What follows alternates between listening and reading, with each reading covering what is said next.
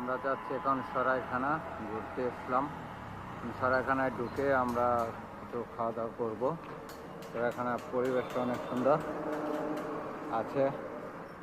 আমাদের বদরুজ্জামান ফরিদ মির্জা, এই যে ফরিদ নানায় নিয়ে আসলো আমাদের সরাইখানার পরিবেশটা অনেক সুন্দর।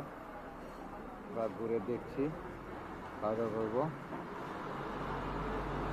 সবাই চলে আসবেন সরাইখানাতে। সরাইখানার পরিবেশটা অনেক সুন্দর। গাছের দৃশ্যগুলো না দেখলে একটু মিস করবেন। এই যে শেফ আছেন, এই যে আরেকজন শেফ চলে আসলো রেস্টুরেন্টের ভিতরে। এই যে ভাইয়ারা খাওয়া দাওয়া করতেছে ভিতরে। জায়গাটা অনেক সুন্দর, ভালো লাগলো। সবাই আসবেন, আমরা এখন খাওয়া দাওয়া করবো ইনশাল্লাহ।